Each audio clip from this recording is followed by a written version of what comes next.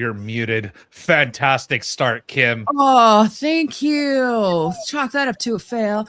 Hey, what's up, everybody? Welcome to We're Offended, You're Offended.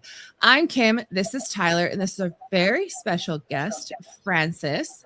Hope everyone's had a fantastic day so far. If you are new here, hi, hello, welcome. Don't forget to hit the little subscribe button down below. And thank you for clicking on the little button to come sit with us and listen to the craziness going on in the world today. So I guess we're going to be going over, of course, there's a lot of controversy surrounding David Eby out of BC with a big land grab where people no longer own their property. Well, I guess they kind of, not really, but we'll get into that. And also there's a big story coming out of Winnipeg, because if Winnipeg's good for anything, it's crime. Yeah, crime. Got to keep that murder capital up some way or another, right? I know, right? Yeah, so the big controversy about a dollar store security guard kind of beating the brakes off of a shoplifter. And natives have started running we face discrimination and all this other type of stuff. Yeah, it's ridiculous, but yeah, we'll get into that and much, much more. But before we do, Francis, doctor, who the hell are you? Well, I, as a professor at Mount Royal University, wrongfully terminated in 2021. Professor of political science, person who studied Aboriginal policy for the last 30 years. And my case is currently being appealed before the Alberta Labor Relations Board to determine whether the decision that I can't be reinstated because of the friction that my ideas have caused with some faculty members, whether that was a valid reasoning, whether there was valid reasoning behind that claim. So this is all unfolding over the next couple of years. And we'll see what happens. I'm gonna push this to the end and get them to put their reasons on paper as to why they think open debate and critical thinking should not happen at Mount Royal University. Yeah, no, your story, it very much echoes like Jordan Peterson's. Jordan Peterson was never terminated, so he left of his own accord. Right. Yeah. So yours is almost worse. So, yeah, I guess he kind of unofficially got pushed out, but you were actually forced out. And I wonder if because this is what's happening, they're making a star out of you, just like they did with Jordan Peterson. Well, I don't have the same cachet as Jordan Peterson, but I want to go back in. That's the thing, is that I can start tomorrow. I can be back in at Mount Royal University. There's no problem with me going back in there. But for the people that are there that cannot tolerate different points of view being expressed, that's the problem, which no one is understanding. And Alberta supposedly is the free speech province of the country. Where is the government in dealing with these universities that are not acting as the way they should, which is to be able to discuss all ideas and to debate whether they have merit or not? That's not happening. And that needs to be taken very, very seriously in the province of Alberta. There is the big discussion of the long march on the institutions, which the left have been very, very effective. This is been going on 40 years that they've done this. They basically, anyone that's a conservative or right leaning or even have a critical thought, God forbid you question anything, question the science, TM. I was just looking at some stats, and I want to say it was something like 80 or 90% of teachers are liberal. They're not even all conservative is all shoved out. Oh my God, the kids are doomed. But the students, oddly enough, they self-identify as more conservative, but conservative students actually silence their opinion for fear of reprisal from the liberal minority. So that's well, I'm a socialist, so I'm on the left, and it's not really so much the liberal or conservative, it's the people who believe there is such a thing as an objective truth. That seems to be the problem these days. And so if you're going to make that argument and then oppose people who want their subjective beliefs to be accepted as true, that's where you're going to encounter the serious obstacles in the universities. Right. Did you have any questions or anything you want to say, Kim? Not yet. Okay, because we got the bee's knees in actually being able to talk about this one. So this is of course we talked about before. So the Musqueam tribe has I guess it was a historic land deal, basically taking over almost all of Vancouver, including the greater area. But as the title of the show alludes, I think David Eby is a liar. And so I'm going to go over just a little bit of this, and I'll read it briefly. So this is from, Business Intelligence, sorry. And it's titled, so Eby caught in contradiction over Musqueam title agreement as Metro Vancouver residents scrambled Monday to understand what new federal Aboriginal title agreement could mean for their homes and businesses. BC's premier was insistent he knew nothing about it. Okay, that was his statement. I haven't been briefed yet on the content of the agreement. I look forward to learning more about what the federal government's been doing here. That was the statement he initially made. And I'll see if I can pull it up. I remember seeing it earlier. So photos began to circulate of the actual signing ceremony held at Mosquam on February 20th. There was Chief Wayne Sparrow alongside federal MP Wade Grant, Federal Fisheries Minister Joanne Thompson, and Crown Indigenous Relations Minister Rebecca Alty. Hold on. It's going to piss me off now. I'll see if I could find it. Because he says specifically he wasn't there. He wasn't there as the premier, but he was there as a citizen. Yep. So I'll see if I can find it. But you're the expert with this stuff. So what the hell is going on with this stuff, and what does this actually mean? It's very mysterious. It is certainly hard to believe.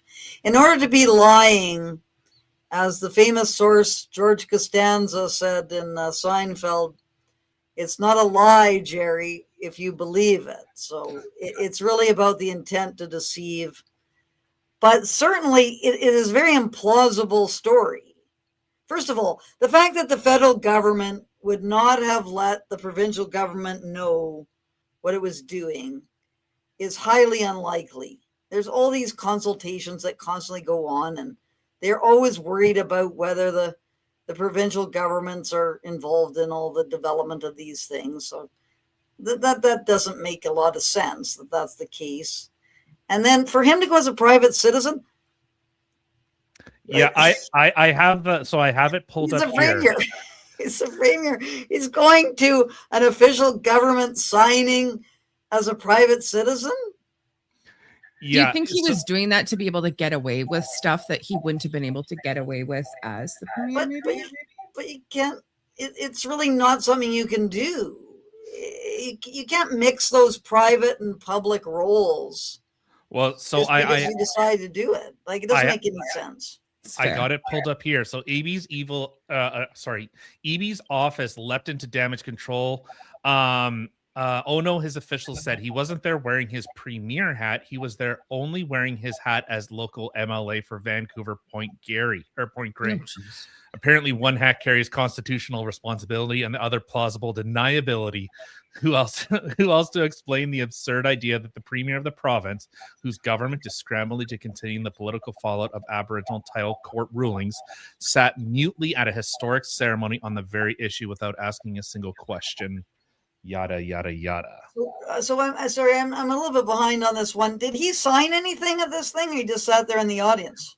As far as I understand, he was just there in attendance. He wasn't just in attendance. Okay. Well, yeah.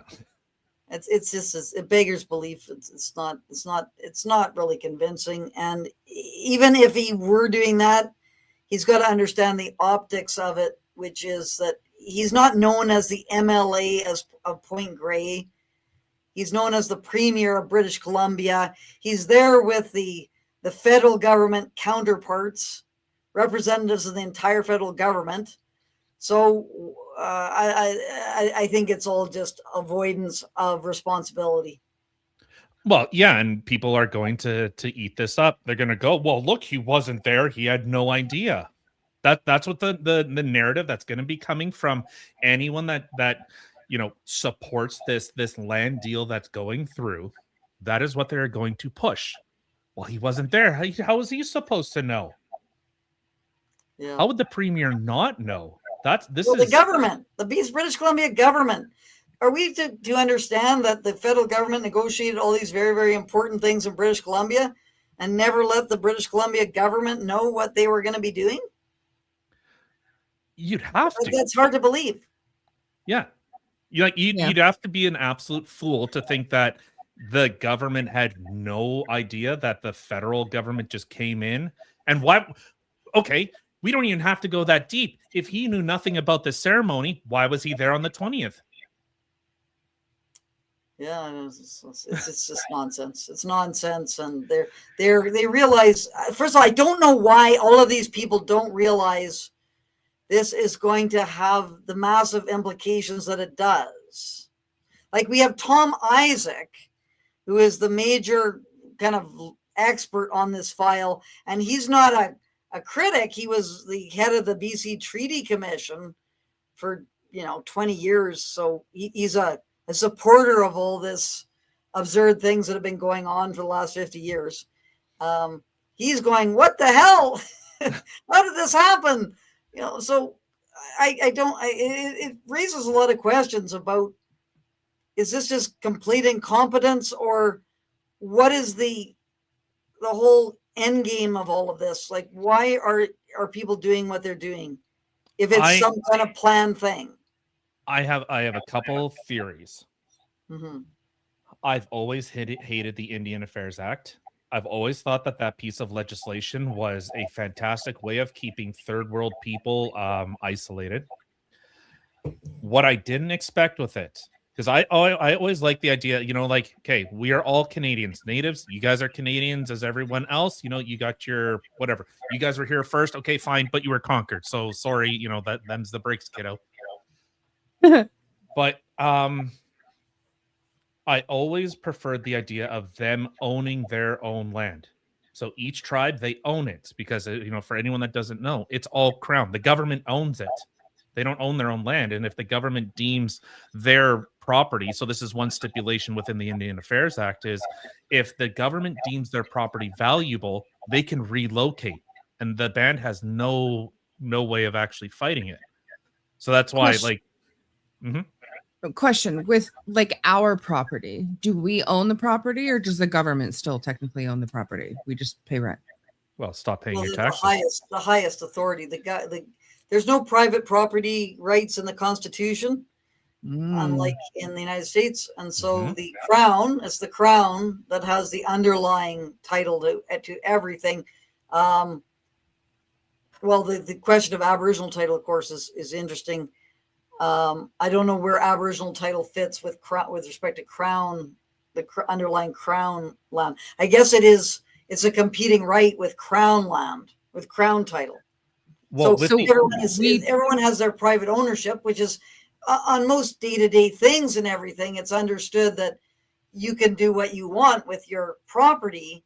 But if the government, for example, wants to build a highway near your property, they can confiscate your property and give you what's considered to be a just compensation for your property. And you can't withhold that, right? And you can sort of see why that's necessary, because we need to have various things done. And if you had one person holding out, it would just mean the entire province would grind to a standstill. So but for most day-to-day things, I think it's called inviolable title is the terminology. So we're not any better off than the native people either. Technically, the government owns our land. No, we're better off than them because the Aboriginal people the individuals don't own the land on the reserve. Think of more like a commune. Either. Well, think of more like a commune, like like a Hutterite colony.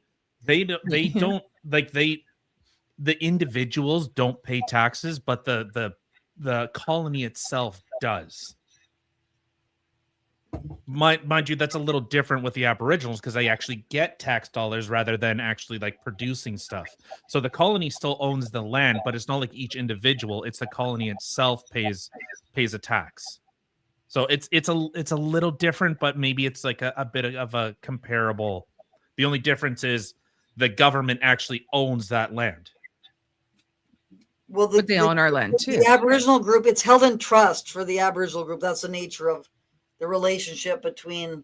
And I'm not I got to say this right off the bat. I'm not someone who has detailed knowledge of these workings of Aboriginal, relationships and these reserves. But it's my understanding that it's what's called a fiduciary relationship between the Crown and the Aboriginal group, and the government is holding that in trust for the Aboriginal group. So individuals don't have really any say about their individual. They don't have individual property. They're given the ability to live in a house, for example, but they don't own that house. It's just Yes. at the pleasure of the Aboriginal group that they're able to be there. And so that and that's always one thing that I've really hated with it, was that it actually impacted, like if you go to any reserve, they're shitholes.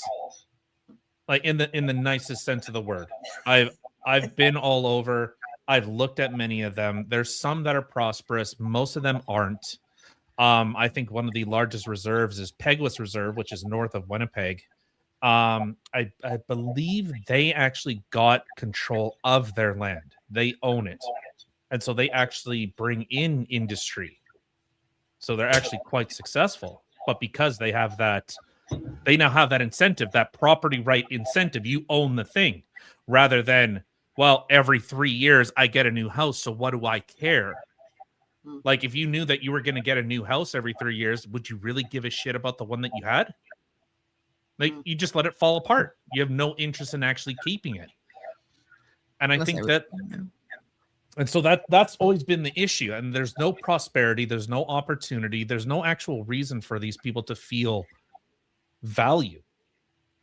And so they're just kind of like sitting on a, this is why they have drug problems, why they have alcohol problems, all these substance problems. Wouldn't you, if you just woke up and care for nothing and you have no opportunity, like who wouldn't start smoking crack? And that's why I've always hated it. I've always hated the Indian Affairs Act, because it kept those people in perpetual poverty. I think it's a much deeper problem than that, especially in the northern isolated areas. Owning anything is not going to make any difference to those communities, because no one wants to go live there. Those places are warehousing for people who cannot participate in modern society. And what is required is the educational, health, and all these kinds of things to enable people who cannot function to be able to have the education and the skills, the values, the attitudes, to be able to enter into the workforce. That's the key. People survive today because they are involved in wage labor.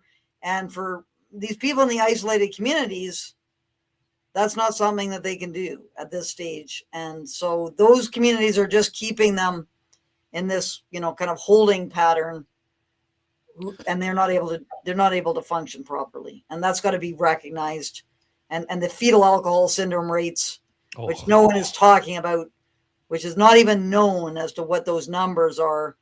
It's very, very high. That has to be addressed. And that can't just be avoided, which is what's happening right now with all this nonsense of all these legal disputes of various kinds. It's just maddening to watch this get worse and worse and worse, with everyone just plugging their ears, not wanting to listen to what's actually happening in terms of these communities. Well, so what we're seeing, the Manitoba Métis Federation in Manitoba here, obviously, they get their money from the federal government, and who the hell wants to own dollars? Like, if you hold dollars, as far as I'm concerned, like, the phrase I always use, like, savers are losers.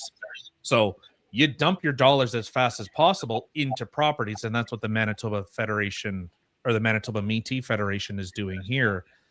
And they actually own a significant portion of downtown Winnipeg, which is some of the most valuable land in all of Manitoba.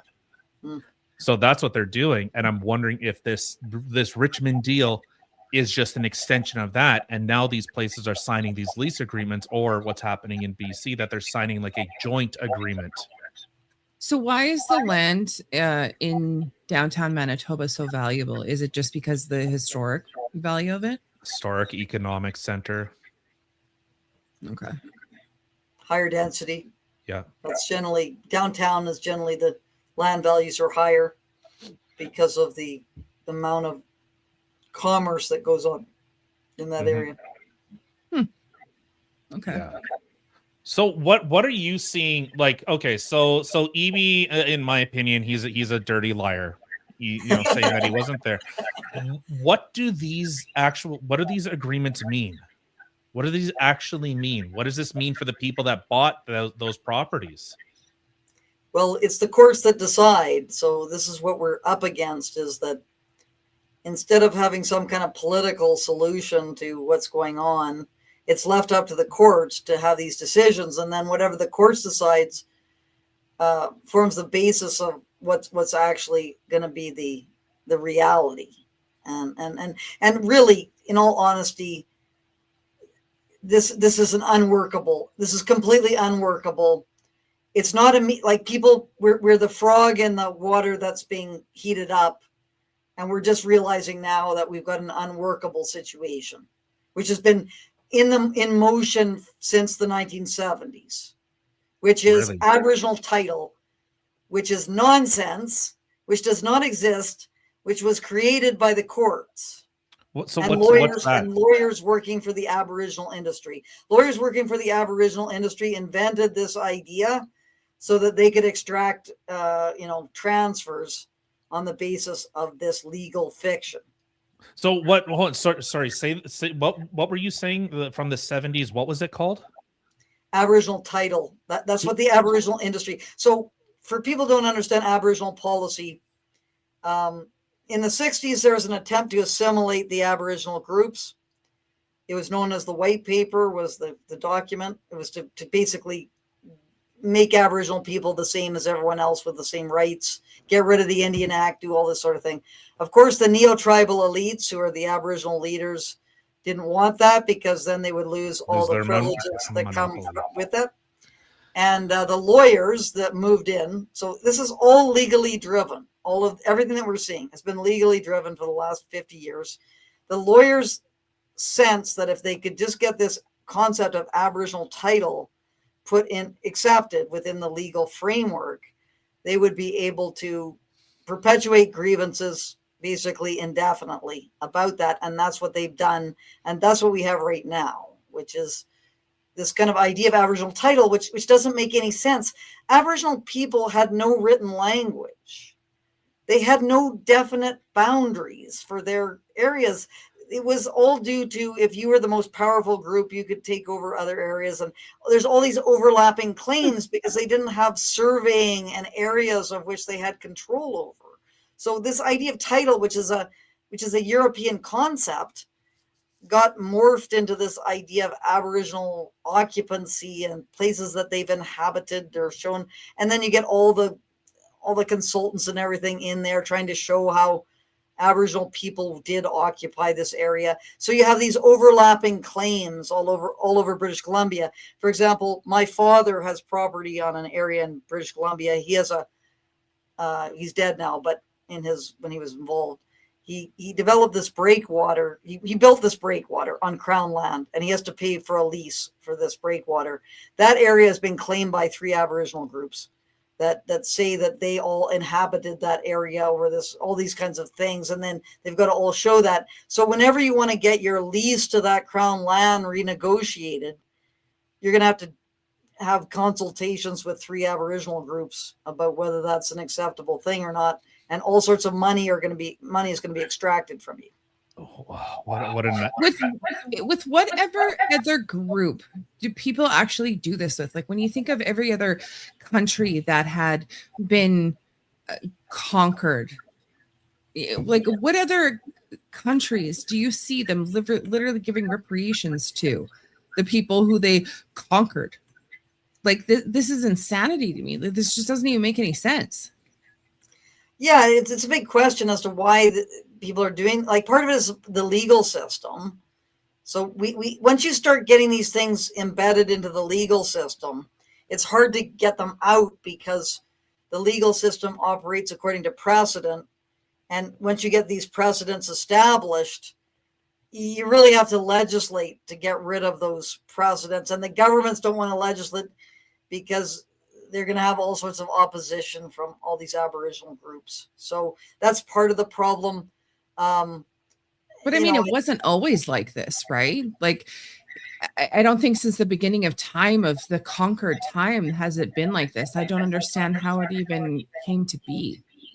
Well, it's a particular history of Canada, which had a document called the Royal Proclamation of 1763, which was trying to protect Aboriginal groups' participation in the fur trade. against encroaching kinds of land grabs, people trying to take land away from Aboriginal groups. They wanted Aboriginal groups to be able to participate without people taking over their land so that they could participate in the fur trade. So the fur trade had a lot to do with it in terms of the creating of this framework. And then British Columbia is a very unique province because the treaties, it didn't have these treaties that were like, that was what the Royal Proclamation was saying, is that you couldn't take away this land or do anything with this land unless there's a treaty that had been signed with the Crown. So this kind of set in stage this motion, these kinds of things that were happening since 1763, basically. But it's a legal framework. This can be, and then of course we have the worst thing of all, which is Section 35 of the Constitution, which is the existing Aboriginal and treaty rights. So anything that you can show was an existing Aboriginal treaty right is going to be protected by the Constitution. So the question is Aboriginal title an existing Aboriginal and treaty right, protected by Section 35, which means you're going to have to do a constitutional amendment to be able to get it out of there. We got to get rid of Section 35. That's the solution to our current problems. But of course, you have to get like a significant number of provinces with 50% of the population to agree to that. But wake up, people.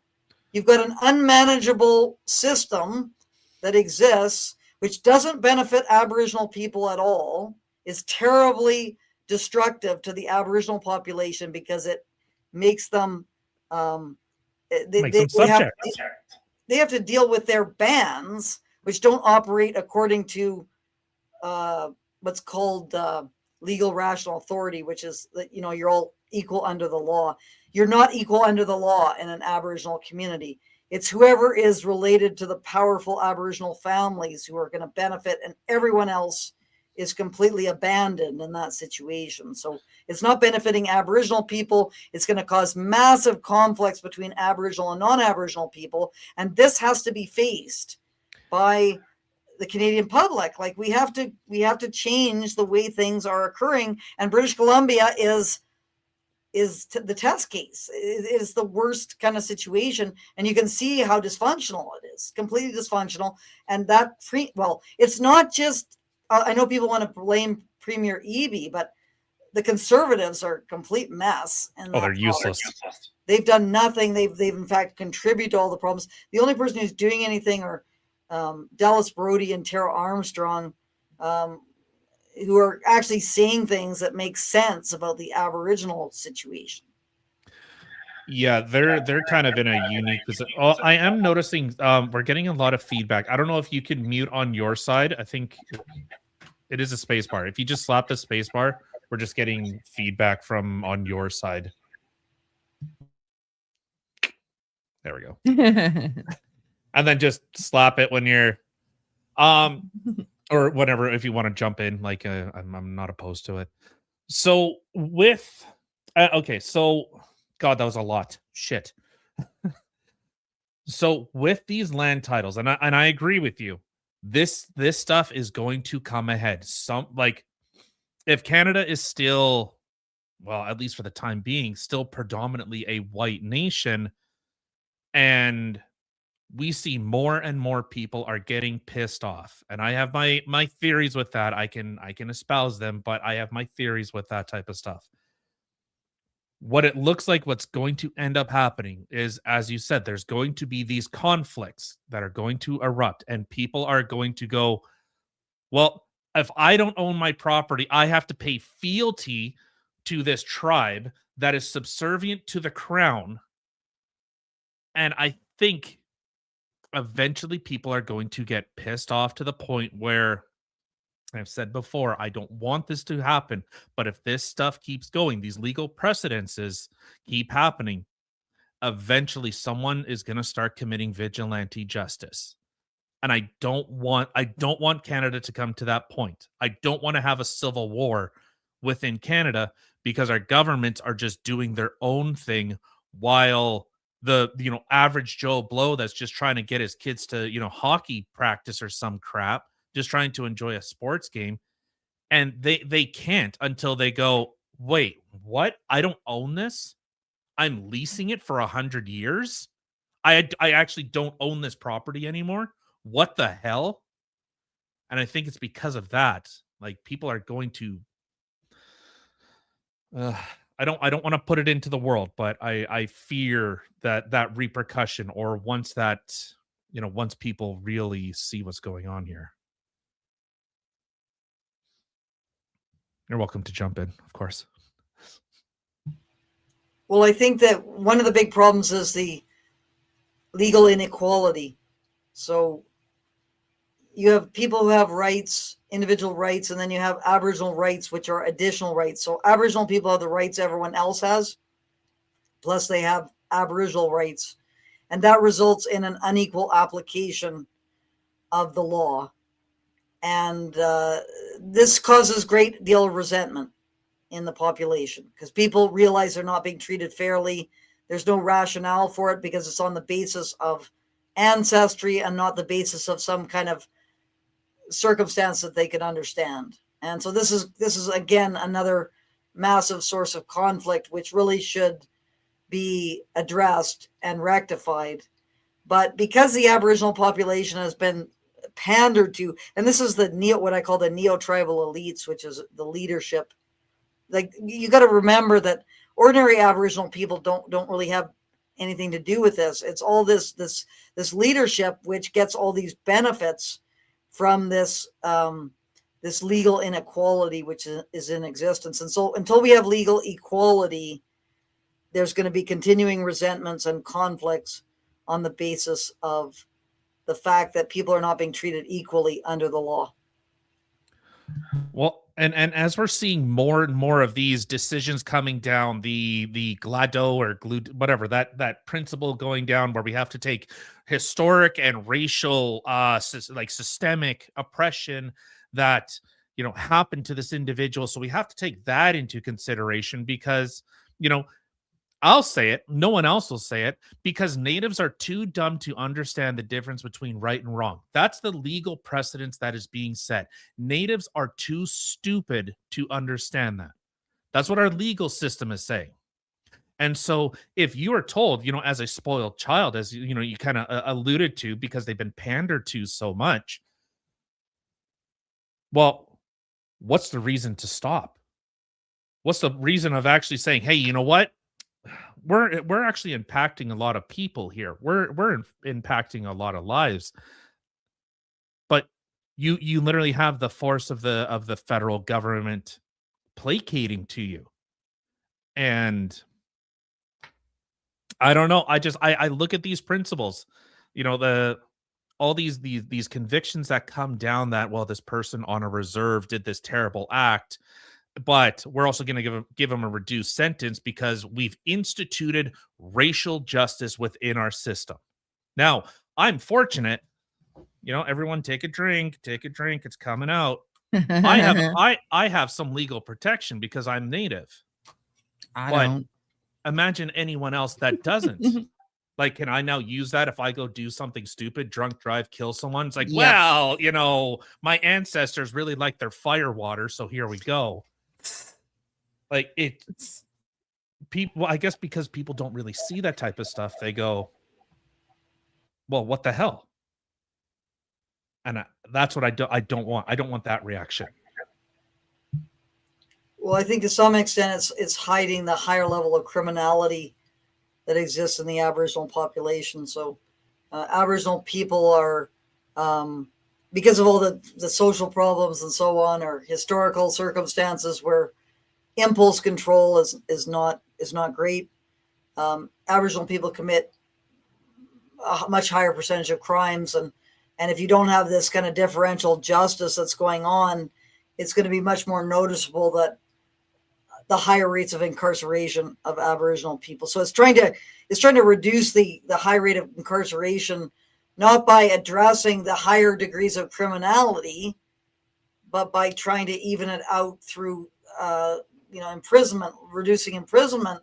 But what that does is it releases these criminals back into the communities, and then as those criminals are able to continue to assault people and do all these horrible crimes because they're getting lighter sentences than they would.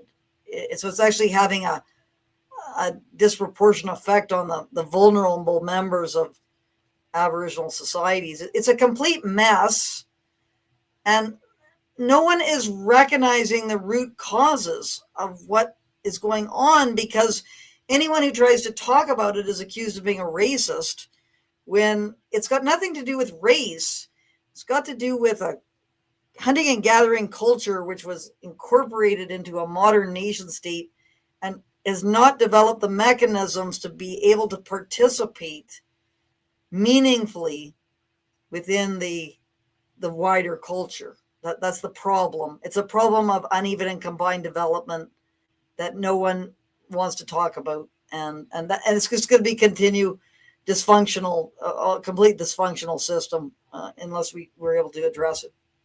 I think one thing that makes me really angry is like listening to stuff like this, of the whole, when you're constantly hearing about lighter sentences depending on the race or culture of somebody, because, well, that's what their culture's like, that, you know, they've had these hardships, those hardships, et cetera, et cetera.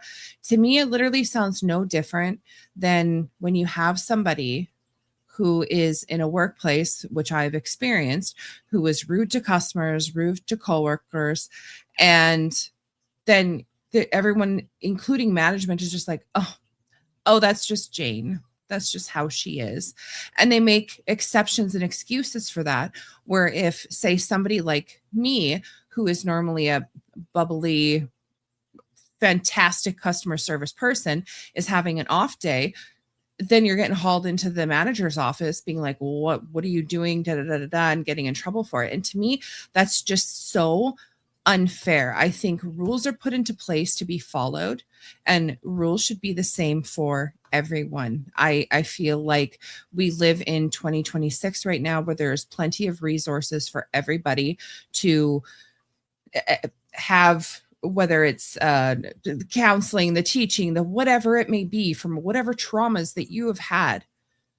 You literally have all these things at your fingertips. There's so many free options too, which I myself have to utilize. Maybe they're not as great as someone who you're spending $500 an hour for, but it's completely irrelevant. Like, you have everything at your fingertips, and people are not wanting to take those handouts, those ways in trying to make themselves better. They just want to sit there and play the victim and play the excuse card. And then we have our government or our workplaces or whatever it may be, who is literally placating to it and just, oh, well, that's just how it is. Instead of, rules are put in place for a reason. Rules are rules, whether workplace, whether society, everybody should be following them the same. Sorry. I get it in theory, but Francis, go ahead. Well, I think there's people who, in terms of their cultural background, are not able to follow the rules. And that has to be addressed. And instead of addressing it, it's like, oh, well, we're going to be lenient because this person's not able to function in society. And that's just going to perpetuate the problem. You know, the problem has the inability to participate. Like, you look at these northern communities, Saskatchewan, Attawapiskat, all these places which are isolated. There's no hope in those communities at all. It's a complete disaster. It's in fact a state of emergency situation that exists there, and all that's being done is just leaving it up to the local leadership to be able to figure out how to move forward, and they have no idea as to how to do it. And so this is where we are right now with the massive, children who are being abused and neglected and all these things, no employment, this is not a sustainable situation in Canada. This has to be addressed. It does, because like, how or why did we get to this point? How or why are a lot of these communities that you're talking about just absolutely horrid? Like, they're there has to be a reason how it got there, and what are the steps to get this better? Well, the first one is to recognize that it's a situation, which no one's doing. It's a very complicated problem. It's not like you can just snap your fingers and it's going to be sorted, especially with the fetal alcohol syndrome rates. That's a huge problem that is not going to be rectified easily. But Aboriginal cultures, the hunting and gathering cultures, are less developed than modern nation states. They're pre-literate. They didn't work by the clock. They worked by the task. Their political systems are kinship based and not based upon legal authority that is objectively understood. And you have to go through a developmental process in order for those things to occur. But in order to do that, it needs some kind of, thought out, something needs to be thought out as to how to do it, and recognition that it even exists, which right now we have 633 nations in Canada. They're in a nation-to-nation relationship with the federal government. Absolute nonsense. Yeah, that's absolute nonsense. A nation is a large nations are groups that can become states. They can become their own sovereign entities. That's not going to happen with any of these Aboriginal groups. So this whole thing about Aboriginal sovereignty and stuff, this is just made up language. 613. 633. 633. Well, how? Okay. Here's a controversial thought. Okay, I'm throwing up my native card. Okay, you can't fight me. What if it was beating the savage out of them?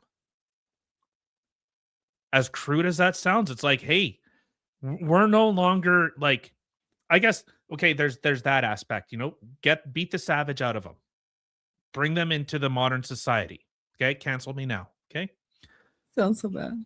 But also, what about actually bringing these communities, like, okay, the example I always use, people, you go down to Mexico and you buy your stupid knickknacks and it's steeped in the Mexican culture, and you go do your Aztec thing, your Mayan thing, you go and you ingratiate yourself with your culture, and they expose everything to you so that you go and buy the knickknack, right? So why aren't these tribes, why aren't we able to do something like that? These northern remote communities, you go up there, it's an experience. They ingratiate their culture, they preserve it, and they actually make you want to buy their knickknacks, support the local economy, or they do like weird, maybe it's like winter fishing trips, how you build this, how you survive in the winter. Like igloo building, that would be so much fun. Yeah. Why is there no initiative to do something like that, make them actually prosperous, rather than just places of absolute destitution? Yeah, those would all be, somewhat boutique kinds of things without changing the actual character. And you said beat it out of them, or like that was the residential school approach, I guess. It's not. It shouldn't be. It should. First of all, it's a recognition of the problem. That's the first step, which we haven't even done that. So it's just talking, screaming at the void, saying these hundreds of communities, isolated communities, which have no economic base, no employment. You might be able to get some people to come up and buy some knickknacks from now and again, but you're never going to get the critical mass that's needed to have a viable, functioning society. So obviously these places need to be phased out in some way over the next 100 years, 50 years, 100 years. But no one wants to address that. They say, no, these places should build their economies and just, become nations and become, going concerns. That's never going to happen. Like, we need to face the world as it is, not as we want it to be. And we need a serious reality check about this, but no one is dealing with it. And so until we admit the basically the unviability of this situation, things are just going to get worse. And that's just, like, let's have some truth for once instead of all this, nonsense, public relations kind of stuff. And that's really my plea is, let's have a little bit of honesty about this. And that will go, that will at least lead us on the path to try and find some kind of realistic solution. I think me personally, like thinking about the fact of people being, one of my biggest pet peeves is segregation and the way that things have been going in society lately. Everybody's getting segregated. Now, when you think of the Native population, well, what are they? Technically, I guess they're segregated. They have their reserves and this and that. And I mean, you have other people come into the country, whether it's Asians, whether it's Indians, whether it's, like East Indians or Polish or Ukrainian. If you literally had, okay, this is the Polski land, this is the Ruski land, this is for the Ukes, this is for the Germans, and you segregate everybody, where's the assimilation? Where is everybody getting together and being one nation, one country? There isn't. You're segregating everybody. And it's just coming very apparent to me that that's all we've been doing is segregating the Aboriginal people. How is that going to assimilate into society at all if that's all we're doing? Well, it was decided in the beginning of the 70s that it's good. It's called parallelism, was the policy that was developed.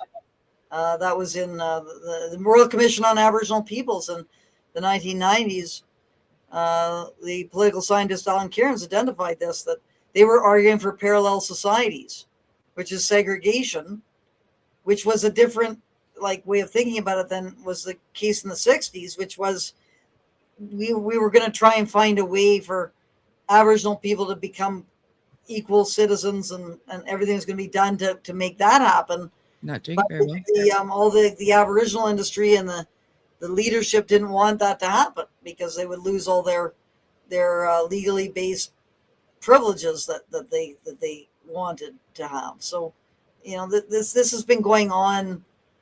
This policy direction of parallel societies started in it started before the 90s, but it got institutionalized in the 1990s, and it's been happening ever since, under the belief that Aboriginal peoples are just as developed, the groups are just as developed as the modern nation states, and you can have an Aboriginal group like Saskatchewan can develop a nation-to-nation relationship with Canada, just like Quebec can develop a nation-to-nation relationship with Canada. Well, Quebec has millions of people, has a well-developed society, has institutions, has an economy, it can become a state if it chose to become a state. Saskatchewan is never going to be able to become a state. It's completely dysfunctional. It shouldn't even exist because it is on a floodplain, and every couple of years it gets flooded out and people have to be moved to hotels. This is not something that can continue indefinitely. To me, it makes zero sense for a country who claims to be multicultural when you literally have segregation living within your country and it's literally implemented. That is multiculturalism. That is segregation. It. Yes. How is that multiculturalism? Because it's independent cultures living on one land. It's supposed to be one nation, though. Living on one land as one nation. It's not a nation, though. A nation is very different than a country. Those are two very distinct words. So what's the difference then? So a nation is a group of people that share its either ethnic, ideological, there's something that ties them all together. We don't have that here. We have a country with many little nations within it. As Francis even said, like we have, what'd you say, 633 tribes, little nations within Canada. So we don't even have, like, the argument I say is we don't have little Italy. We have Italy. We don't have little Baghdad. We have Baghdad. We don't have little Somalia. We have Somalia, and et cetera, et cetera, et cetera, because they Now, bring their cultures and customs and everything. And then they create little enclaves that they don't engage with outside culture. So they can't even assimilate to the dominant Canadian culture. So that's the which problem. yes, that is a very big problem. Now, within this 630 number, is that just Aboriginal tribes, or are we talking like East Indians, Asians, Aboriginals, Polish, Russian? Like, are we talking like every culture that's in here that is the number where you get the 630, or is it just Aboriginals? It's just Aboriginals. That's just the average. It's the Jesus. 633 quote unquote nations. The multicultural aspect with the ethnic groups is quite a different situation. That's a question of, to what extent do you want those groups, immigrants that come, like Aboriginal groups are different because they're not immigrants, they're the groups that they're already there. Because of that, there's the special relationship and so on. But the 633 is these groups that see themselves, or they claim to be nations, which is the Aboriginal groups claim to be nations with sovereignty and so on, which is just completely untrue. With the ethnic groups, it's a question of, to what extent are those groups expected to melt into the population? So in the United States, they had what's called the melting pot, and in Canada it was sort of seen as the mosaic, where you would have people keeping to themselves a lot more and not expected to see themselves as Canadians first, like sort of this idea of hyphenated Canadians.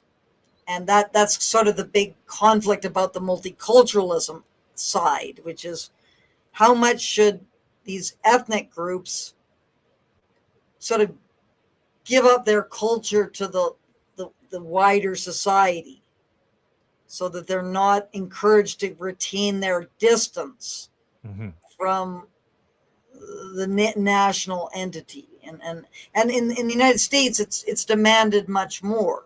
There's a lot more demands placed on groups to see themselves as Americans first and their ethnic heritage as secondary. Which I completely agree with. I mean, I think anybody coming into Canada or America, that's exactly how it should be. If I were to decide that, hey, I'm going to go move to India, well, now I'm an Indian citizen or whatever. Like, this is the country I'm in, so I'm following what they're doing, and I am Canadian or whatever else background I am. So that's so this is one thing I was actually just thinking about this. And so historically, there was nations. So, Japan is for the Japanese, China's for the Chinese, et cetera, et cetera, et cetera. They had ethnic hegemony. They shared an ethnic background. While in the West, so not even like, well, the UK used to be for the British, but now, well, fuck, look how they're going. They're not British anymore. Right. But in Canada and the United States, our identity isn't ethnic, it's ideological. So ideologies can be influenced and changed. And that's, I think, the big contention that we're seeing now is the ideology that said that you were Canadian shifts. It can shift through public opinion, or if you get enough people who no longer share your culture and customs, and because they're encouraged to actually preserve them, a la Mark Carney saying Muslim values are Canadian values, then that fundamentally, I see you laughing, it fundamentally changes the fabric of what being Canadian is. Just as like with America, it is an ideology. It is not a people. It is an ideology. And I agree with you, Francis, when you're saying, like, I noticed this maybe about 10 years ago. I just like really started noticing it more, but it was like African Canadian, Aboriginal Canadian or certain tribe Canadian. It was your home nation first, then Canadian. And I thought that was such an inversion, such a bastardization of what Canada actually represents. Yeah. Yeah, I think Canada, well, I think that we don't have any center holding things together anymore. Like because there hasn't really been the work that's been done. Well, we saw these debates, and this is quite a long time ago, as to whether, the RCMP uniform, whether you should be able to have a turban when you were in the RCMP. And I remember these debates, and everyone who said, no, you shouldn't be allowed to have a turban. You've got to wear the uniform. It shouldn't be some kind of ethnic identifier. That everyone's screaming racist, racist, racist at everyone who talked about this then. And that kind of intimidated everyone into accepting that, which I think was a huge mistake. I think that if you're a representative of the police, you shouldn't have your ethnicity, which is a visible sign of your uniform, because you're a representative of the state, which is like a common thing. And Quebec has been fighting about this, of course, as well now, with the religious symbols. That if you're a public servant, you shouldn't have your religion visible to people, because that shows the person that it's not a private matter. It's become now a public kind of thing that you're letting people know about. And that has implications for how cohesive that society is going to be. And we just kind of let that go because it's seen as the kinder, gentler way to live in the world.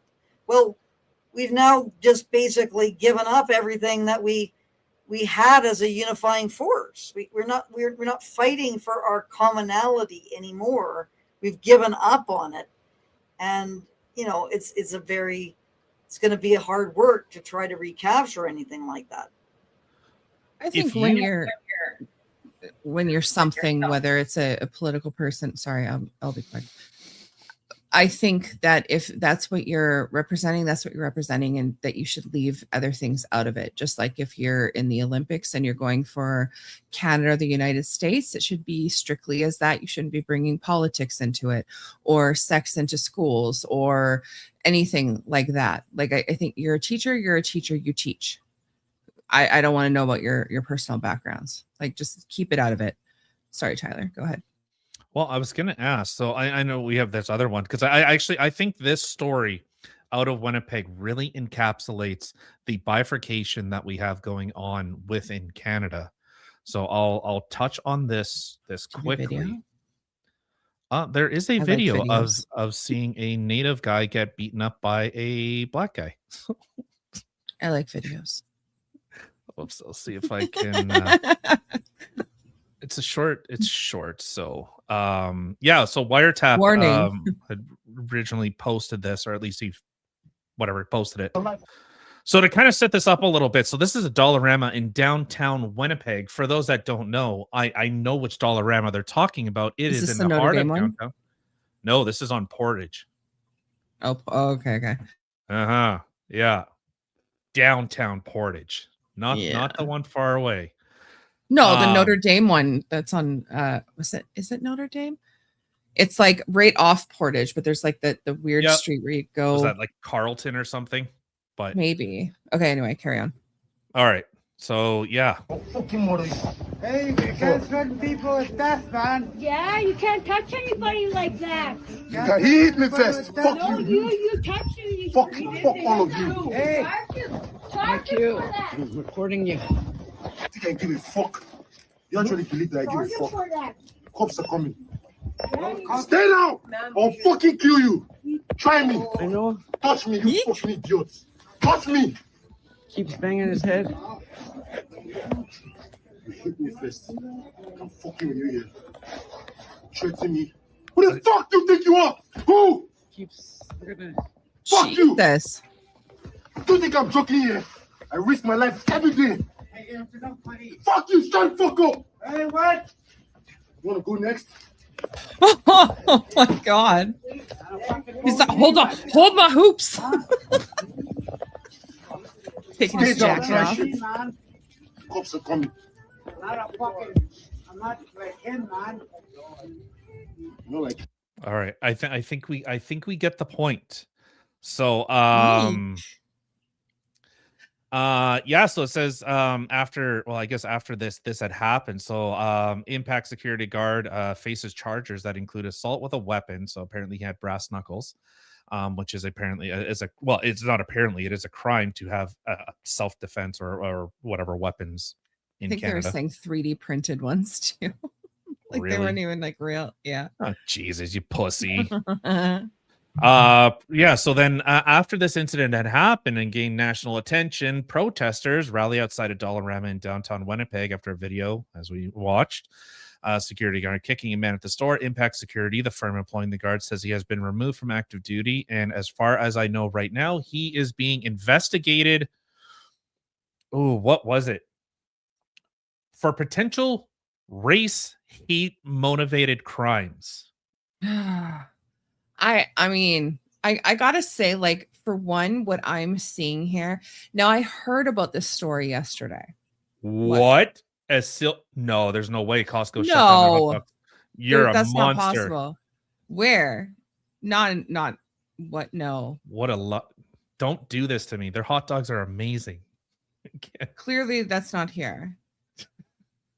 No, it's not. But in terms of that situation, so like that guy is totally out of control. The security guard, like, first of all, security guards have limited authority to do things. Like, even if it were a police officer doing that, that would be completely unacceptable. First of all, you only use force, which is necessary to restrain the person, and he's basically punishing him. He's deciding to use his, slapping the guy on the side of the head and doing all this sort of thing. But what is so he's been arrested, I assume? He's been charged with assault, this guy? Yeah, as far as I understand, he is being charged and investigated for assault. And assault with a weapon.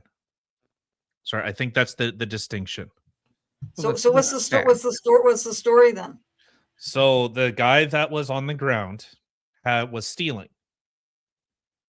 So he ended up stopping him, and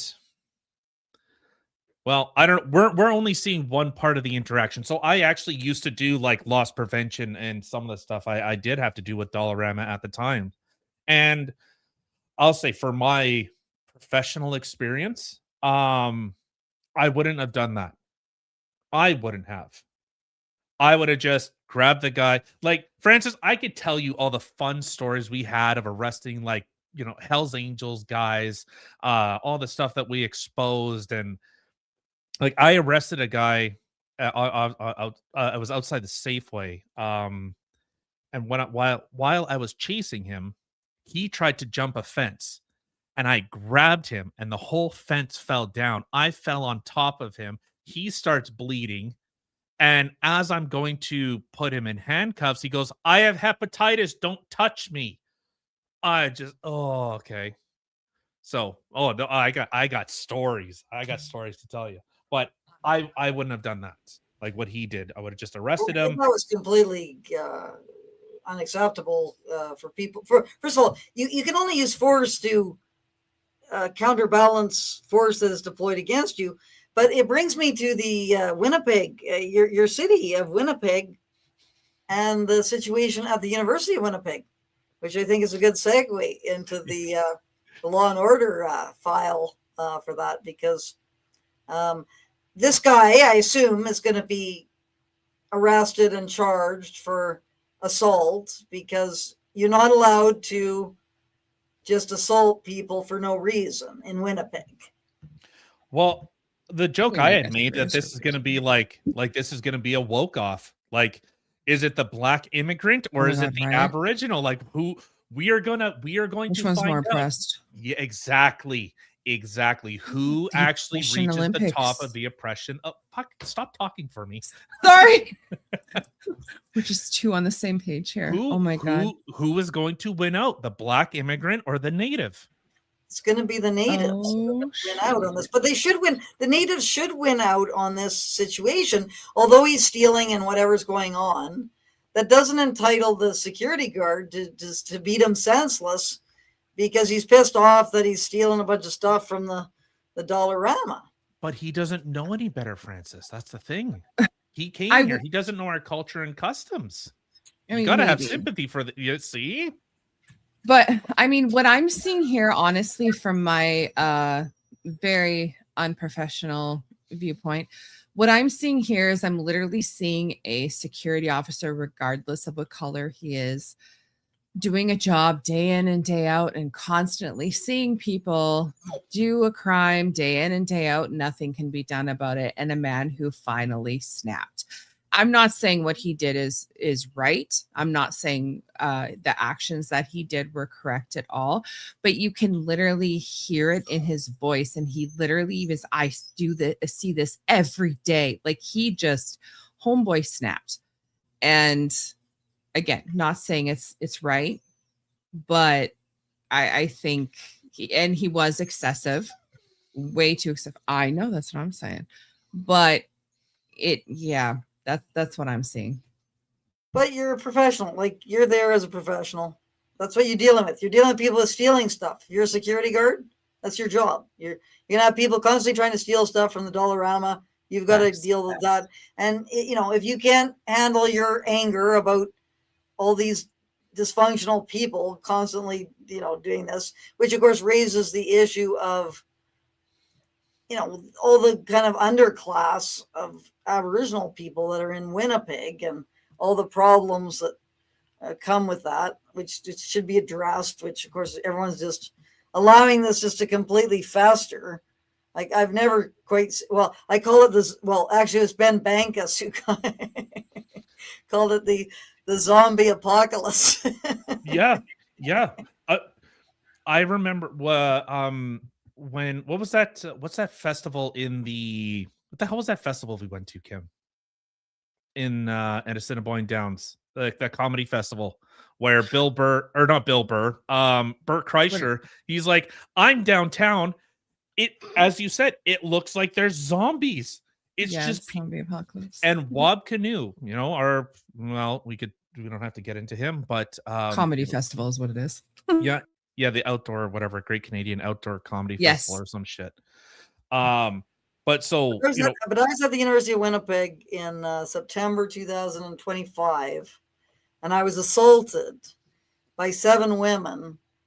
The police were called. My cameraman, Daniel Page, feared for his life that day because he was pushed off campus by a bunch of gangsters.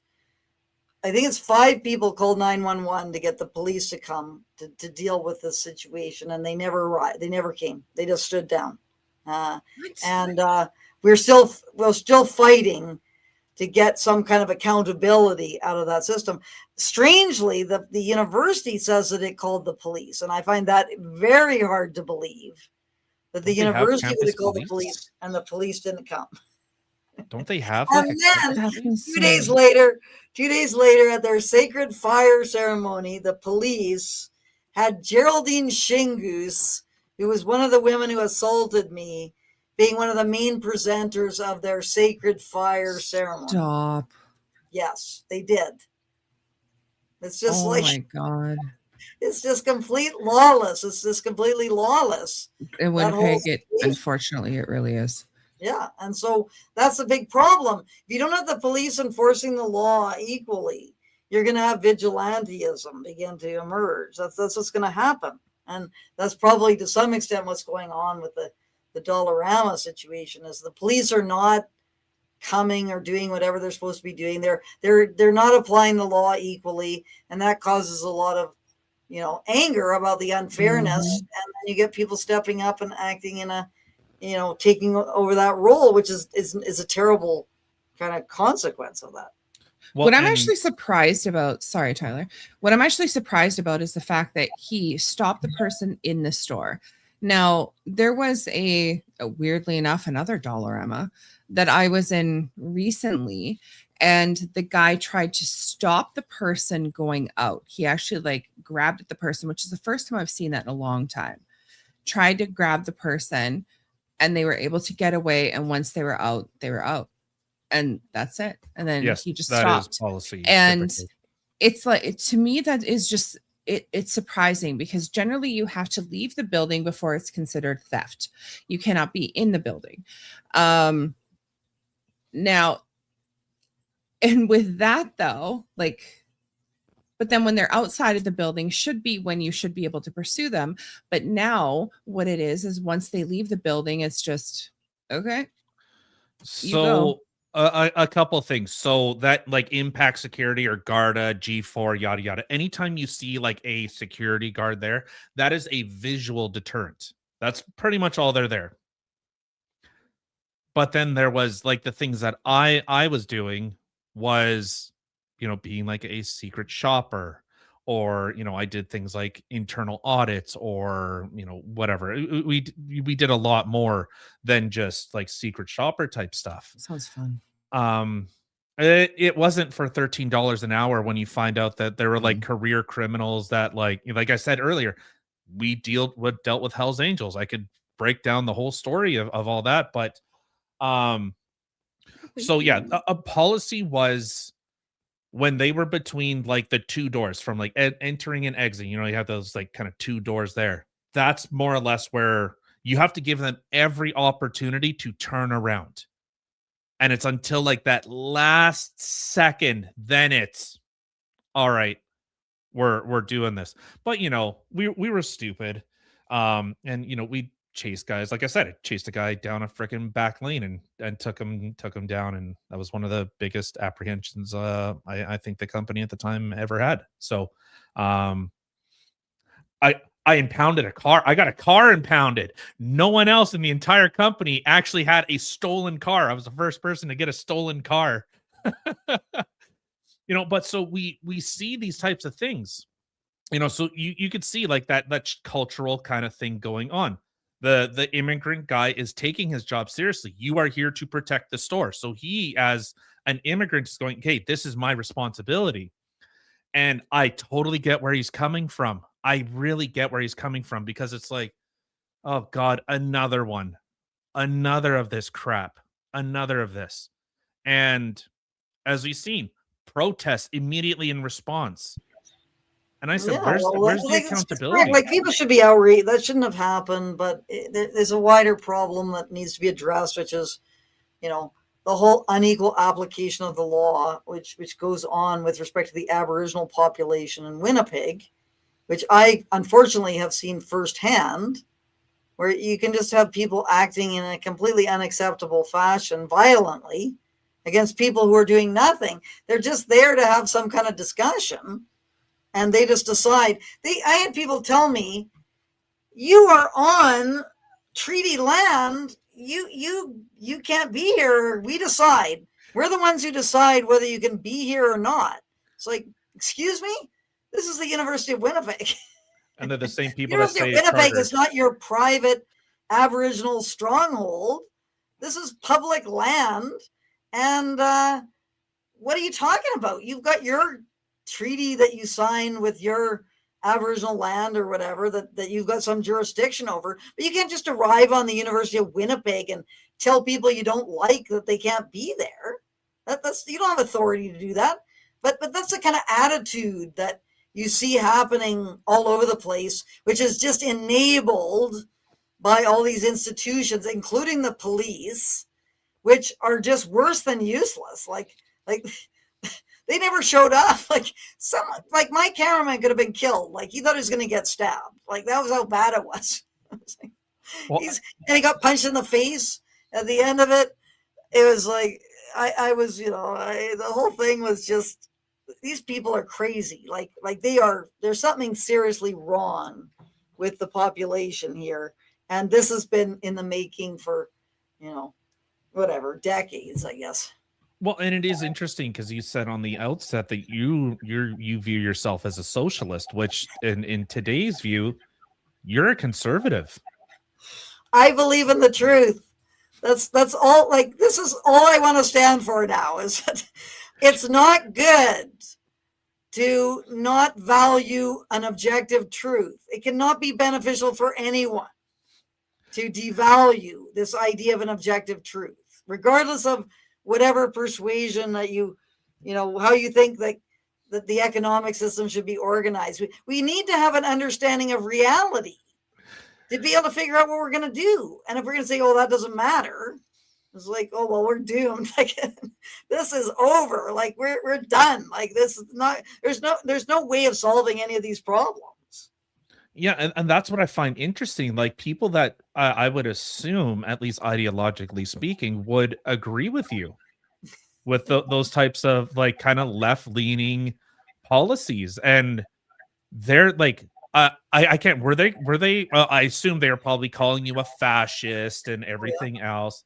And it's like, does it become like a bit of a shock? Like, where you were a professor, you were out of Toronto, right? University of Toronto? Calgary. Oh, I don't Not Royal University. Oh, right. Duh. But isn't it, does that kind of like, did you notice, like, have you noticed that there's kind of been this shift that they're significantly further left than you probably ever thought that you were, like probably as far left as you thought you were? They're like, nah, you're basically like Mao. We're further than that. Well, they are into identity politics. That's their thing. So they think that if you're claimed to be oppressed, your subjective view of yourself should be accepted. So if you're a male and you're a sperm producing individual and you believe you're a woman, everyone's got to accept you're a woman and call you she, her. And if you don't, you're going to be hauled before a human rights tribunal, and you're going to lose your job, and you're going to just basically your life is going to be destroyed. That's what these people are arguing for. And in terms of, my understanding of left-wing politics and so on, there's nothing to do with that. It's about, does the working class, is it able to have enough resources to be able to live a meaningful existence? Is its value of its labor being recognized? Is it able to control its working conditions and all these kinds of things? The people in the factory, are they able to get more wages than they were? Those are left-wing concerns, not whether someone calls you they, them, because you want to be called they, them. This is completely idiotic, and I don't understand why anyone's putting up with this, except for intimidation. I agree. It's just outrageous. And we're hearing all this, I the only thing I think is it's been finally coming, people are opposing it, but you need to have courage and say, look, I'm not putting up with this crap anymore. That's it. If you try to impose some kind of pronoun nonsense on me, you're going to get an earful, and I'm not going to accept it at all. That's it. I call people the pronouns that I think they should be called, and you're not going to tell me what kind of pronoun I'm going to be able to call you. That's it. I'm not discussing this. Ass/hole. Those are your pronouns. So. People Like, how did this get to be the main concern that everyone has as to whether you should call someone they, them? Well, I think there's true. I can answer that, and whether it's accurate or not, I don't know. But I think because of the tenets of like socialism, or with regards to like Marx, the whole idea was that reality is subjective. We create our reality. Like that. No. That was not a tenet of Marx. No. Well, then maybe I'm thinking of fascism. But Marx is about labor. All value comes from labor, and that you're exploited if you're in a capitalist system with the profit system. That's what it's all about. Not about whether someone calls you by they, them pronouns and all this kind of nonsense and how you want people to see you and on and on and on. It's about the economic system and whether the economic system allows the workers to receive the full value for what they produce. Right. So maybe I should look more. Well, I guess like Marx is kind of the root of it, because fascism and I guess National Socialism, they kind of they're still I know they're ideologically against each other, but it's like they're still both command economies. But I think it was Mussolini or not Mussolini. Giovanni Gentile talks about that, of course, control of the state, and that man creates the reality. That was one of the tenets of fascism, was that we create the reality. Objective reality doesn't exist. It's all subjective. And so each individual is actually interacting with their own subjective reality. So like we have like this weird, like socialist mixed with like racial identity and like this weird like fascist latched on, like it's this homunculus like monster. Like there's no cohesion to it, and the only thing that I can understand is every single movement that these people have has nothing to do with like the West in general, but I think their whole message is the destruction of the West, and that's why they will latch on to any single thing that just further ends up creating that divide. Like, look at where we are. White people are bad. If you're cis this, you're evil and need to sit down and shut up. Make room for, chicks with extra parts. You're reduced only to your strict utilitarian aspects. That's it. You don't have an identity. Your identity is the community. And you actually have no culture or no national identity. It is, you are a representative of a community. And it's just, I don't know. That's the only way that I could really like rationalize why Canada, why the West is in the position it's in. Well, we have this identity politics stuff, which is the subjective has replaced the objective.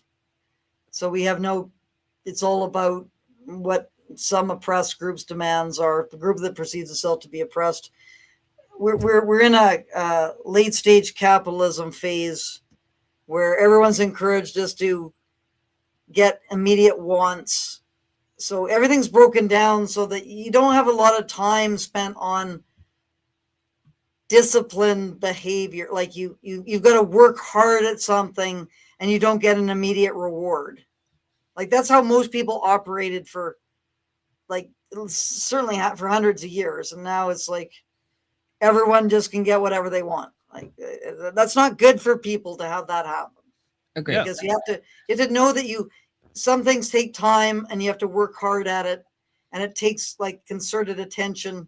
But everyone is now, wanting the latest instant social rewards. media, retweeting of whatever and have likes and all your popularity. Everyone's living in a very strange kind of abstracted situation. So, I think there's a lot of problems with encouragement of people to just have all these demands met immediately. Well, and I've been looking at kind of more and more like, when a nation is in strife, we tend to go back towards our, the traditional values. They seem to be coming back, and they seem to be coming back like Gen Alpha or whatever generation my kids are. I don't know anymore. Gen Z. Okay. They are shifting hard back to the right. Right. Well, at least 2 of the 3 are. Church services are up across the board, and it is like I don't go to church. I'm an atheist. I don't believe in organized religion. I hate religion. I would rather argue religion than have to argue for religion.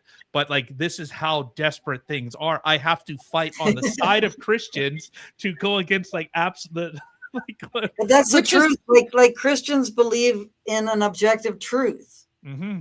They believe that Jesus was the Son of God, and that's the objective truth. Now, I don't accept that myself. I don't believe that. I'm an atheist as well, but I at least respect the fact that they're going to have an argument with me on some kind of objective level where we can say, well, no, this is why I think this, and you should change your mind about this because this is the actual reality.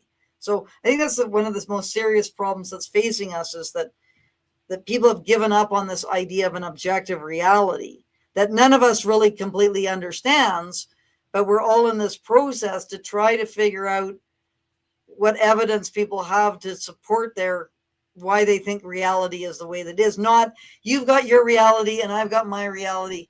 And, we can't really figure anything out because we'll never be able to come to a common understanding because there is no such thing. And, Oh well, that to me is just that's not going to be functional at all. It's not going to work because we're trying to figure out what's wrong. Like there's serious problems that exist now in the culture, and why that is a big open question. But in order to try to figure that out, we have to have some understanding that there's an objective reality. Otherwise, it doesn't make sense to argue about it because it's just one person's view is as good as another's. Well, Right. and speaking of like objective or subjective, the shit that you got for saying, hey, those 215 bodies weren't really there. Yeah. What all happened with that? Yeah. So Yes. this is just a continuously unfolding situation. I cannot believe that this is still an issue, but it seems to be. Well, especially on university campuses. So just been going into a number of university campuses to discuss with students and faculty about, do they believe that the remains of 215 children have been found at the Kamloops Indian Residential School? And almost everyone I talk to on these university campuses believe that that's the case, even though there's no evidence of that. And it's highly improbable that that's the case because not one parent has said that their child never came home from the Kamloops Indian Residential School. And the band received $12.1 million to do the excavations. They demanded money, in fact, to do the excavations, to make this determination. And they have not done the excavations. And no one is demanding that they do them. And there should be questions asked. Obviously, we're expecting 576 pages to come from Blacklocks from the government on the progress activity reports about the excavations. That was supposed to be coming out on February 19th. So it's now almost 2 weeks. It's almost 2 weeks delayed, but it's going to be redacted, these documents, but it'll give us a bit more of a picture of what's going on. But no one seems to be interested in holding this Aboriginal group to account for the massive deception that it perpetrated on the Canadian public over the last 5 years. Oh, I think it was absolute blood libel. Like it. I think that's the closest you can get to like original sin, blood libel possible. Is you did nothing, but you're guilty of it.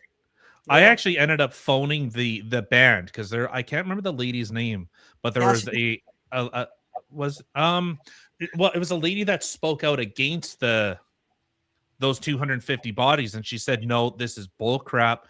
No, those bodies were never there. This band is lying. And I ended up actually phoning the band and saying, hey, this individual, a former band member had made these comments.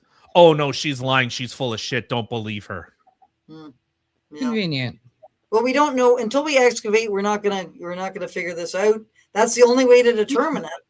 Which is funny because you would think that with their whole premise of the every child matters and there's these bodies that are there and this is what happens, you would think they would be demanding these things be brought up as quickly as possible to give these children a proper burial and let their families properly mourn for them. And the fact that it hasn't happened yet blows my mind, and I feel like that's really telling. It is, and obviously it's much better to have people believing that this is the case, which is what they got people to do. And it wasn't just an accident. It was an orchestrated attempt to get this to happen. Like initially we weren't sure whether it was a mistake or what it was all about, but there was all sorts of deception that's been happening. And they continued to repeat this falsehood endlessly after it had been revealed by their GPR operator that excavations were needed. That's how you make the determination is through excavations. Right. And so we have all these documents which show that they're demanding this money. It's a crime scene. It's got to be investigated. We need to, like if there's these children who are murdered in this, which is the implication, we need to have excavations and exhumations and DNA analysis to figure out the cause of death. And there could be people who perpetrated these crimes who are still alive. who need to be exactly. prosecuted if this is the case. And Exactly. that's what's such a bastardization of this whole thing. So the survivors of the residential school, I don't want to do the quotations, I almost did, but I didn't. But the survivors were given the documents. They get to pick and choose what documents get released. And also, they are burning down the same churches that they apparently have a problem with. So there's a lot of, I almost look like the 215 bodies the same way Christians look at Jesus and the resurrection. Like, if you believe the resurrection, like, you have to believe the resurrection. If you believe the resurrection, everything else falls into place. Yeah, like it's the same. Well, the resurrection, the bodies, the children, 215 children. That's a lot of bodies to be buried in the apple orchard. Like that, yes. Like, who are these children? Like no one noticed that they just went missing. Like what's going on? And as well, like if you go to Kamloops, which I've been to several times now, because I'm doing a documentary with Simon Harrigot on the whole deception that's gone on, and we're doing filming across from the Kamloops band, and you can see you can look at the whole thing. You can have people in the middle of the night digging things, and everyone's going to be, peering across the river. What are all those lights, and who's digging what in the apple? Like, it's not going to be like a remote location. Yeah, and as Kim had said, wouldn't you want that closure? Yeah, like it's absurd. The whole thing is bullshit, and this Kamloops band just need to be seriously called out for what they've done. They made the country go into this massive hysteria for several months. We had the flags lowered to half-mast for 5 months. We had all this money distributed. We had all these legal disputes, and then of course the land grabs are all related to this, because everyone's thinking that they're part of a genocidal country. So why should they oppose some poor Aboriginal group that's making all these, ridiculous demands of the Canadian public? Because, whatever we can do to, make amends for the genocide that was perpetuated against this group. This is the mentality that has been fostered by all these kinds of machinations which have been happening. So I'm just shocked. Well, I'm not shocked, because I see it as the end result of coddling and pandering and just generally, bowing down before all these demands, which should never have happened ever. Doesn't do Aboriginal people any good at all, which is, of course, why we're supposed to be doing this. Like, if it was having some benefit in terms of raising up the living conditions of Aboriginal people, then, you would sort of say, okay, well, I can sort of see how maybe this is necessary. But it's Aboriginal life expectancy in British Columbia has declined by 5 years over the last few, this has happened the last couple of years. So the conditions are getting worse, and it's not that hard to understand, because in order for people to thrive, they have to be included and see their lives as being meaningful within the larger context, not patted on the head and told that they're wonderful when they're doing nothing of any consequence, which is what's happening. All these unbelievably arrogant neo-tribal elites who, whenever you try to ask them any questions at all, they call you a racist and all this kind of stuff that's happening. It's just unbelievable what's going on. But hopefully with the latest thing about Vancouver now being owned by, a few hundred people, the whole of Vancouver is now, the land titles are uncertain. And this is, what have we done? Come on, people. Like, we are in control of our own destiny. We can create laws that are beneficial for people if we want to. But that whole thing with Evie and everything, that's amazing that this has happened. Yeah, it's so JT had brought up that the Pope had chimed in. So he says, "I am sorry. I ask for forgiveness. In particular, I'll meet you. Sorry, don't worry about it. I got you. Yeah, I am sorry. I ask for forgiveness, in particular for the ways in which many members of the church and of religious communities cooperated, not at least through their indifference in projects of cultural destruction and forced assimilation promoted by the governments of that time, which culminated in the system of residential schools. That is such like I already said I think churches are totally cucked and destroyed already. Um, what this actually does. So this is the way that I look at it. I've had discussions with people that are on the left, on the right, and one thing that I see from people significantly on the left is that they value all cultures as equal.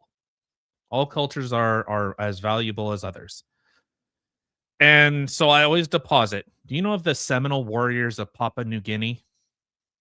Oh God, not them again. Makes me feel ill every time we talk about it. Here, hold on. What is this? Sorry, you should. Yeah. No, what is it? No, tell me about it. So the Seminole warriors, their whole thing is they believe that for a boy to become a man, they ejaculate into their anus and their mouth.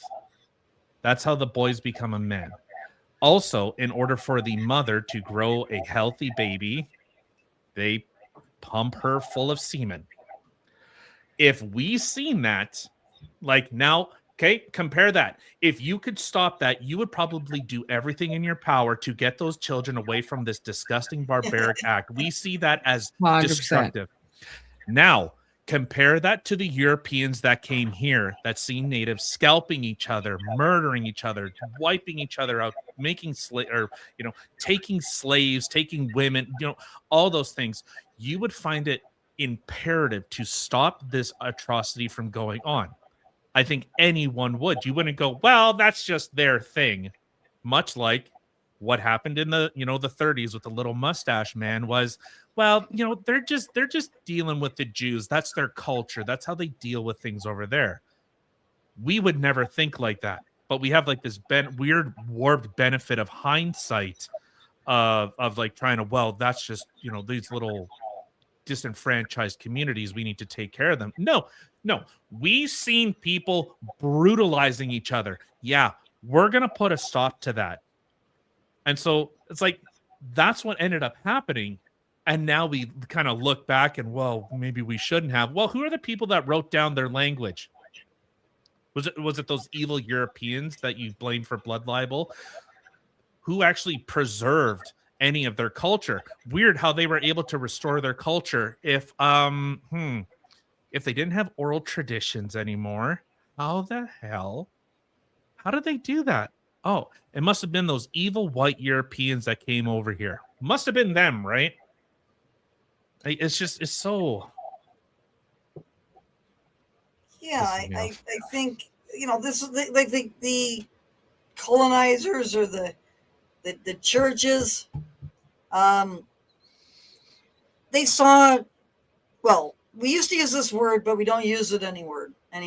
But this is the word: primitive cultural features, and there would be concern about how to deal with these because undeveloped, less developed. I don't use the word primitive anymore because it causes everyone to get all hot and bothered, but it's less developed. So you're talking about cultures that are operating at the level that would have been what would been happening 5,000 years ago in the old world context.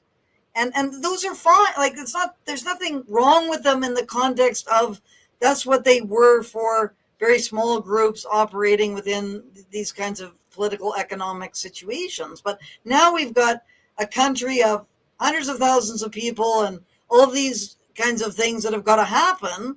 And if you can't, have the culture be able to fit into that, it's going to be problems. And there were a lot of things that were witnessed, such as like it's called it's either the sun dance or the ghost dance. I can't remember, but they have people with their flesh, hooks on their flesh, ripping out their to toughen people up. And so everyone's watching this going, oh, this is terrible. And we should do something about that. The other one is the potlatch where, in the less developed period, you didn't have all this surplus. And then as you develop surplus, you had real problems for the poorer Aboriginal groups because they would have to give back what was given to them, and they didn't have as many resources, so it put them at a disadvantage.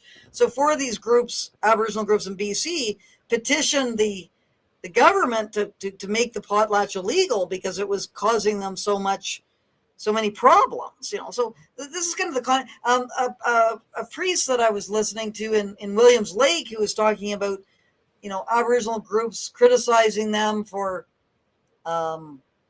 feeding them? No, for eradicating for not supporting their culture and so on, for eradicating their languages. And this priest said, well, you've got to remember that in British Columbia, there were over 30 Aboriginal languages in British Columbia. How are you going to have these 30 Aboriginal languages function within this kind of economic system? So you're going to need to teach people English, in the case of British Columbia, or French in other areas. Anyway, so people are not considering that, there is such a thing called development that does exist, and no one wants to recognize that is the case. And as a result, we have all these kinds of maladaptive cultural features that are continuing, that everyone's celebrating, when if people want to practice them, that's that was kind of one of the tragedies, is that anyone who wants to pray or do smudging or do these things, that's their thing. Go ahead, that's your right to do that, but don't expect everyone else to incorporate that into their kind of environment. That's the problem, is this kind of imposition of this on everyone, which doesn't make any sense and is in fact counterproductive. Yeah, well, and so one thing I end up learning that, the whole Mayan, all their temples and stuff, those people didn't build those. They were much like natives, just found these temples and occupied them. So it was a culturally, primitive people that found these structures and then occupied them. So while they were doing who made the structure? Sorry, this is in South America? Yeah.